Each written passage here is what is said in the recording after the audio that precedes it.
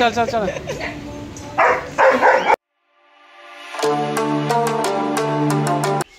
Hello guys, আজকে আমরা যাচ্ছি অগ্নিকন্যা পার্কে। তো আমরা ভেবেছিলাম ঈদের পরের দিন যাব, তো আমাদের ঈদের পরের দিন আমাদের গ্রামে একটা অনুষ্ঠান ছিল, ওই জন্য আমরা যেতে পারিনি।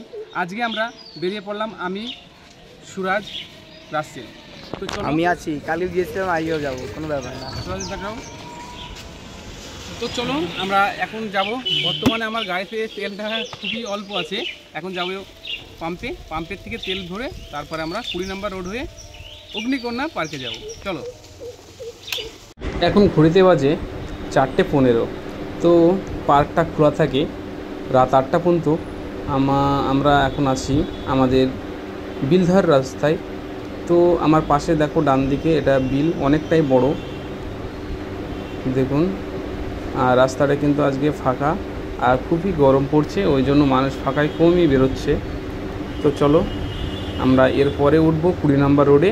20 নম্বর রোড ধরে যাব অগ্নিকন্যা পার্কে। এটা হলো রাসেল, মাঝখানে যে আছে এর নাম সুরাজ, আমি চালাচ্ছি।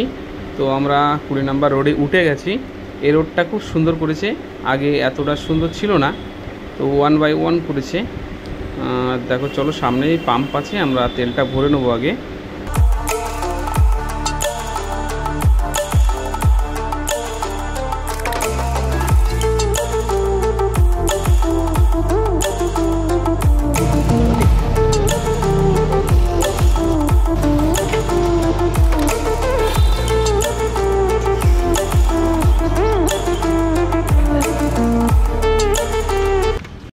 গাড়িতে একেবারেই হাওয়া ছিল না, তো আমরা এখন আছি গোপালনগর।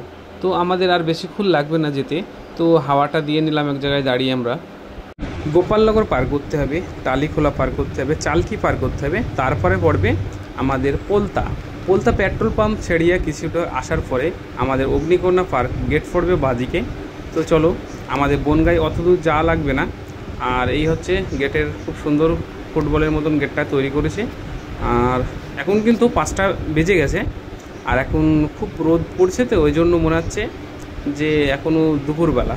আর লোকজন কিন্তু ঈদের পরের দিন বেশি হয়েছিল, তারপরের দিন আমরা এসেছি। তো দেখো লোকজন সব চলে আসছে, মানে এরা ওয়াটার পার্ক, তো ওয়াটার পার্কে একটু ছেনদান করছিল। আমরা তো ওয়াটার পার্কে ঢুকবো না। তো চলো,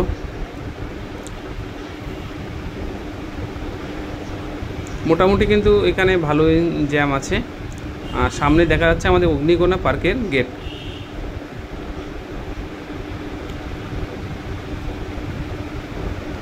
চলো আমরা আগে টিকিটটা কেটে নেব, আর কত করে নেয় দেখি। তো আমরা 3 জন এসেছি, 3টে টিকিট কাটবো। আর আমি এর আগে এসেছিলাম, 1 বছর আগে এসেছিলাম, সেখন 50 টাকা করে নিয়েছিল মাথা পিস। এখন বেড়েছে কি জানি না আমি সঠিক। তো না, দেখার পরে দেখলাম না, 50 টাকা করে আছে। চলো ভেতরে প্রবেশ করব আমরা।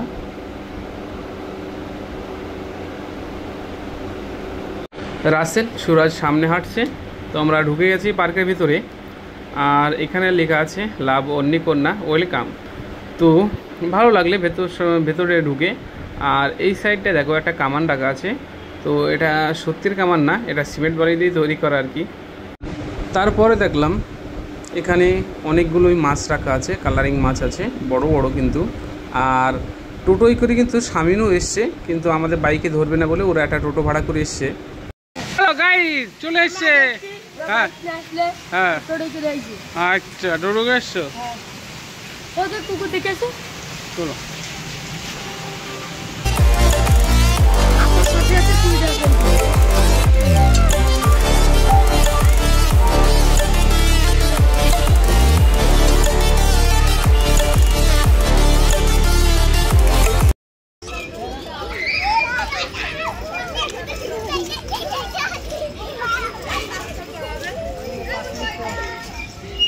আমি বলবো বনগাঁর ভিতরে যতগুলো পার্ক আছে অগ্নিকন্যা পার্ক বেস্ট।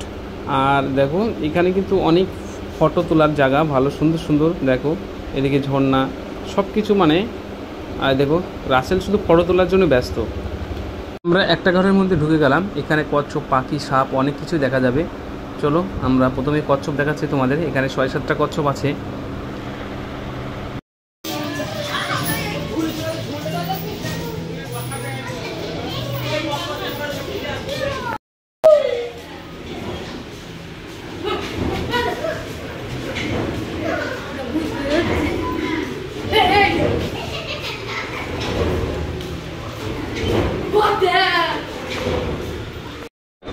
এটা কিন্তু ভূতের ঘর। ভূতের ঘর বলতে এমন অন্ধকার এই ঘরের ভিতরে তুমি গেলেই ভয় করবে। মানে আমি আর রাসেলের আগের বাড়ি গিয়েছিলাম, তা আমরা এপার থেকে ওপারে যেতে পারিনি, ভয়তে বার হয়ে গিয়েছিলাম। সামনে দেখা যাচ্ছে এটা কিন্তু ওয়াটার পার্ক। তো এখানে ঢুকতে গেলে 150 টাকা টিকিট নেয়, তো 5টার পরে ফ্রি করে দিয়েছিল এমনি দেখার জন্য। দেখো চলো।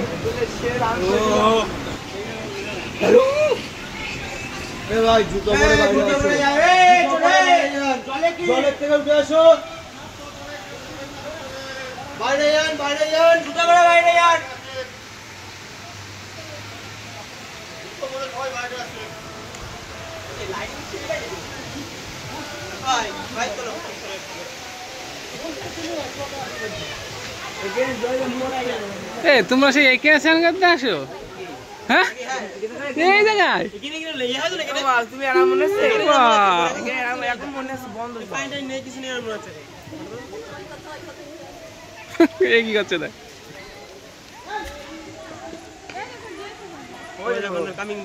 কি মাঠ ঢোকে, মাঠ ঢুকছে, মাঠ পিঠা হচ্ছে প্রতিদিন। এখন তো কিছু না, ঢেউ দেবে কিন্তু পানি কথা করতে